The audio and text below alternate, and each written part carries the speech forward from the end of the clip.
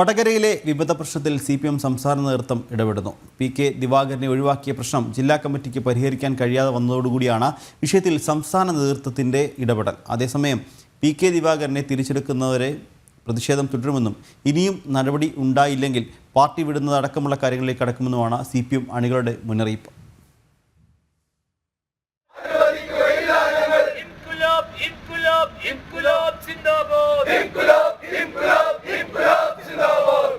CPM-നെ സംബന്ധിച്ച് അഴിക്കും തോറും മുറുകുന്ന കുരുക്കാവുകയാണ് വടകരയിലെ വിഭാഗീയ നീക്കം.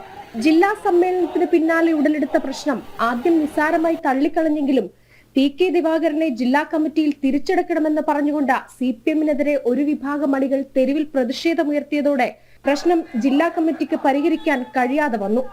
അതോടെയാണ് വിഷയത്തിൽ സംസ്ഥാന കമ്മിറ്റിയുടെ ഇടപെടൽ. സംസ്ഥാന കമ്മിറ്റിയായിരിക്കും അന്തിമ തീരുമാനമെടുക്കുക. CPM തങ്ങളുടെ ശക്തി കേന്ദ്രമെന്ന് അവകാശപ്പെടുന്ന തിരുവള്ളൂരിലും മണിയൂരിലും പ്രതിഷേധ പ്രകടനങ്ങൾ ഉയർന്നതോടെ ജില്ലാ നേതൃത്വം ഏറെ ആശങ്കയിലാണ്. RMP രൂപീകൃതമായതിന് തുല്യമായൊരു സാഹചര്യമാണ് വടകരയിൽ ഉടലെടുത്തിരിക്കുന്നത്.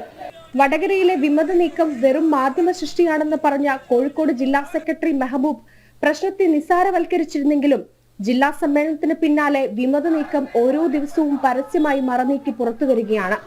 വടകരയിലെ CPM-ൽ ഉടൻ കൊഴിഞ്ഞുപോക്കുണ്ടാകുമെന്ന മുന്നറിയിപ്പാണ് രാഷ്ട്രീയ നിരീക്ഷകരും നൽകുന്നത്.